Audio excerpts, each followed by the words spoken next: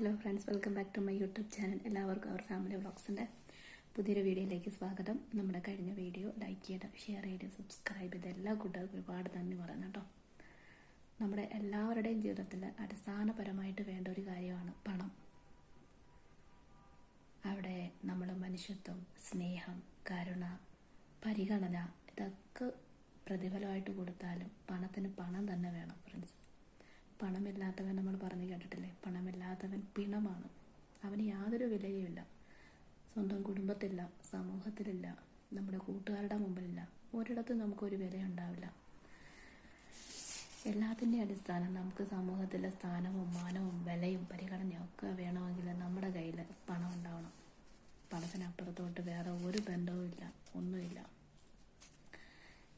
പണത്തിൻ്റെ മൂല്യം എല്ലാവർക്കും അറിയാം. കാരണം ഓരോരുത്തരും ഓരോ സെക്കൻഡും മനസ്സിലാക്കുന്നൊരു സത്യമാണ് പണത്തിൻ്റെ മൂല്യത്തെക്കുറിച്ച്. നമ്മൾ എന്തെങ്കിലും ഒരു കാര്യത്തിന് വേണ്ടി നമ്മൾ ഇറങ്ങി തിരിക്കുമ്പോഴത്തേക്കും നമ്മൾ ചിന്തിക്കുന്നുണ്ടോ, എൻ്റെ സുഹൃത്തുക്കളുണ്ടാവും, എൻ്റെ മാതാപിതാക്കളുണ്ടാവും, എൻ്റെ സഹോദരങ്ങളുണ്ടാവും, ഉറ്റവരും ഉടയവരും ഒക്കെ എന്നെ സഹായിക്കും, എന്നെ പരിഗണിക്കും എന്നൊക്കെ നമ്മൾ ചിന്തിക്കും. പക്ഷേ നമ്മൾ കേട്ടിട്ടില്ലേ, അണ്ടിയുടെ അടുത്താലേ അണ്ടിയുടെ പുളി അറിയാൻ പറ്റത്തുള്ളൂ. അതേ കണക്ക് നമുക്ക് അങ്ങനെ ഒരു സാഹചര്യം വന്ന് നമ്മൾ അവരുടെ അടുത്തേക്ക് ചെല്ലുമ്പോഴാണ് ശരിക്കുമുള്ള മുഖം നമുക്ക് മനസ്സിലാവുന്നത്. അതുവരെ നമ്മൾ ചെല്ലുകയും സഹകരിക്കുകയും ഒക്കെ ചെയ്തത് വെറും പൊയ്മുഖങ്ങളാണെന്ന് അന്ന് നമ്മൾ തിരിച്ചറിയും. ഇതേ കണക്കൊരു സാഹചര്യം, അതായത് കയ്യിൽ കാശില്ലാതെ ജീവിതത്തിൽ ഒറ്റപ്പെട്ടു പോയ, അതായത് ഒരു വലിയൊരു പ്രതിസന്ധിയുടെ മുമ്പിൽ ഒറ്റപ്പെട്ടു പോയൊരു വ്യക്തിയാണ് ഞാൻ. എൻ്റെ സഹോദരങ്ങൾ, എനിക്ക് ചുറ്റുമുള്ള എല്ലാവരിലും ഞാൻ പ്രതീക്ഷിച്ചു ഒരു നന്മയുടെ ഒരു വെളിച്ചം. പക്ഷേ ആരിലും ഞാനത് കണ്ടില്ല. കാരണം എല്ലാവരും മുഖത്ത് സത്യം പറഞ്ഞാൽ വല്ലാത്ത ഒരു മാനസികാവസ്ഥയിലൂടെയായിരുന്നു ആ ഒരു സമയം മുഴുവൻ ഞാൻ കടന്നുപോയത്. സത്യം പറഞ്ഞാൽ ആ ഒരു അവസ്ഥ ഉണ്ടാക്കി തന്ന ദൈവത്തോടാണ് ഞാൻ നന്ദി പറയുന്നത്. കാരണം അല്ലെങ്കിൽ ഇത്രയും ഇത്രയും പേരുണ്ട് എന്നുള്ള ആ ഒരു മിഥ്യാധാരണയിൽ ജീവിതം പിന്നെയും കുറേ നാൾ ഇതേപോലെ കടന്നുപോയനെ. പക്ഷേ അന്ന് ആ ഒരു യാഥാർത്ഥ്യം എൻ്റെ മുമ്പിൽ വന്നപ്പോഴും ഞാൻ തിരിച്ചറിഞ്ഞു, പണം തന്നെയാണ് ജീവിതത്തിൻ്റെ അടിസ്ഥാനം. പണമുണ്ടെങ്കിൽ ഏത് ബന്ധത്തെയും വേണമെങ്കിലും ഫ്രണ്ട്സ് നമുക്ക് വിലക്കെടുക്കാം. പണമുണ്ടെങ്കിൽ മാത്രമേ ഉള്ളൂ നമുക്ക് വില. പണമില്ലെങ്കിൽ നമുക്ക് ഒരു വിലയുമില്ല. എന്നാൽ മാസങ്ങൾക്കിപ്പുറം നിന്ന് ഞാൻ ചിന്തിക്കുമ്പോഴത്തേക്കും അന്ന് എന്നെ പുച്ഛിക്കുകയും എന്നെ മാറ്റി നിർത്തുകയും എന്നോട് തരത്തില്ല എന്ന് പറയുകയും ചെയ്തവരൊക്കെ ഇന്ന് വളരെ സ്നേഹത്തോടെ എന്നെ വിളിക്കുമ്പോൾ, എന്നോട് സംസാരിക്കുമ്പോൾ സത്യം പറഞ്ഞാൽ ഞാൻ എൻ്റെ മൂല്യത്തെയല്ല ചിന്തിക്കുന്നത്, ദൈവം എനിക്ക് തന്ന ഈ ഒരു സൗഭാഗ്യത്തെയാണ് ഞാൻ ചിന്തിക്കുന്നത്. ദൈവം എനിക്ക് ഈ ഒരു അവസരം തന്നതുകൊണ്ടാണ് എന്നെ വിളിക്കുകയും ഒന്നും ചെയ്യാത്തവർ പോലും എന്നെ വിളിക്കുന്നു, എന്നോട് സംസാരിക്കുന്നു, സുഖമാണോ എന്ന് പോലും തിരക്കുന്നു. ജീവിതത്തിൽ ഒരു നിക്കക്കള്ളി ഇല്ലാതെ വന്ന അവസരത്തിലൊന്നും ഇവരെ ആരെയും ഞാൻ കണ്ടില്ല. അന്നും എൻ്റെ കൂടെ എൻ്റെ ഹസ്ബൻഡും ഞങ്ങളുടെ 2 മക്കളും അല്ലാതെ വേറെ ആരെയും ഞാൻ കണ്ടില്ല.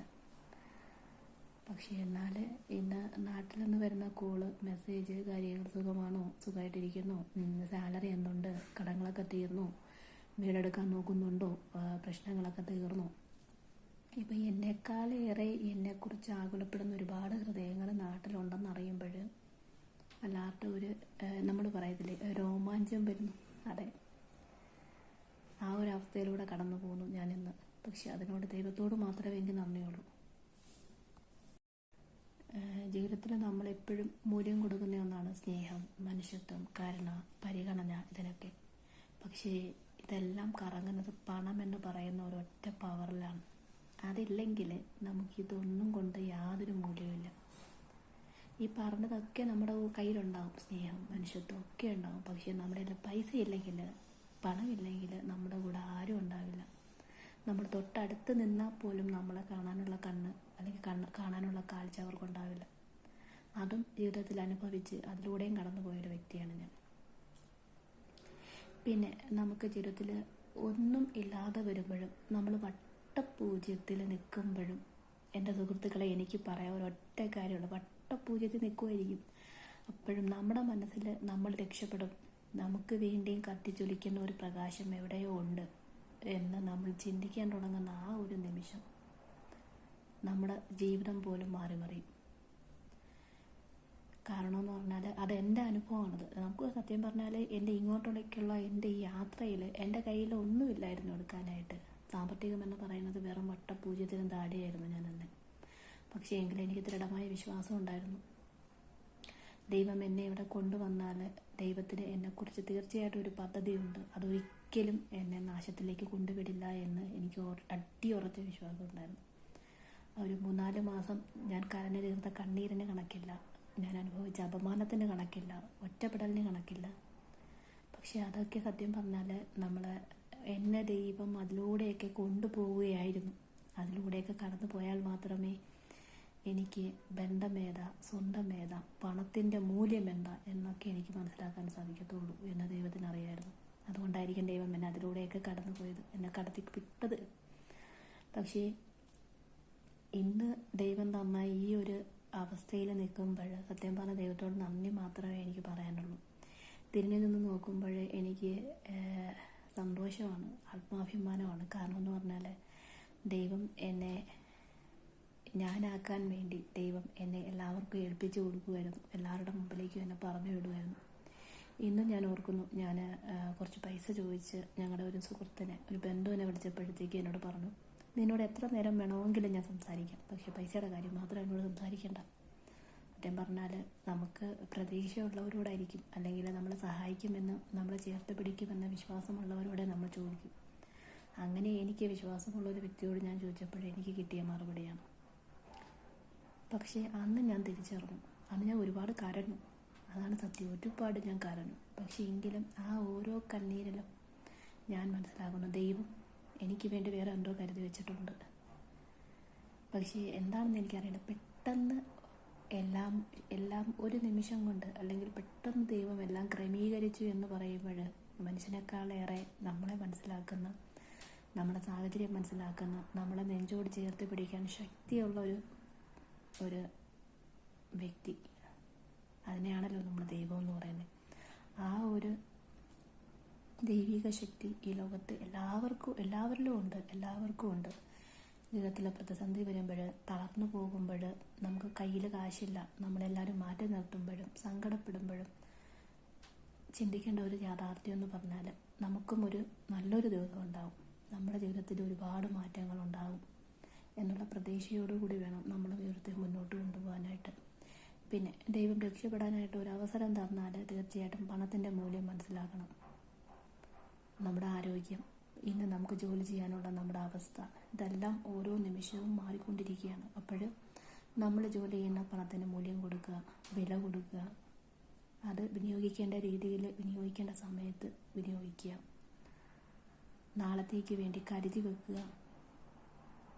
പിന്നെ മറ്റുള്ളവർക്ക്, നമ്മൾ പരാജയപ്പെടണമെന്ന് ആഗ്രഹിക്കുന്നവരുടെ മുമ്പിൽ മറ്റുള്ളവർക്ക് കൊടുക്കാൻ പറ്റുന്ന ഏറ്റവും വലിയ തിരിച്ചടി എന്ന് പറഞ്ഞാൽ മോശം വാക്കുകളോ അടിയോ ഇടിയോ ഒന്നുമല്ല, നമ്മുടെ ഒരു ഉയർത്തെഴുന്നേൽപ്പ്. ജീവിതത്തിൽ വെറും വട്ടപൂജ്യത്തിൽ നിന്ന ആ വ്യക്തി അല്ലെങ്കിൽ ഇന്ന ആൾ പെട്ടെന്ന് എത്ര ആയില്ലേ, അവർ പോലും കണ്ണ് മണ്ണടിക്കുന്ന രീതിയിലേക്ക് ജീവിതത്തെ മാറ്റിമറിക്കാനായിട്ട് നമുക്ക് സാധിക്കും. നമ്മൾ കുറച്ചൊന്ന് ക്ഷമയോടുകൂടി, ഒരു പക്ഷേ നമ്മുടെ ചില ഇഷ്ടങ്ങൾ മാറ്റിവെക്കേണ്ടി വരും, ചില വിനോദസഞ്ചാരങ്ങൾ നമ്മൾ മാറ്റിവെക്കേണ്ടി വരും, ഇഷ്ടപ്പെട്ട ആഹാരങ്ങൾ മാറ്റിവെക്കേണ്ടി വരും, നല്ല വസ്ത്രത്തോടുള്ള നമ്മുടെ അമിതമായ ആ ഒരു ആഗ്രഹത്തെ മാറ്റിവെക്കുന്നത്, പലതും നമ്മൾ ത്യജിക്കുമ്പോഴത്തേക്കും തീർച്ചയായിട്ടും ജീവിതത്തിൽ നമുക്ക് മെച്ചപ്പെട്ട ഒരു ജീവിതം ഉണ്ടാകും.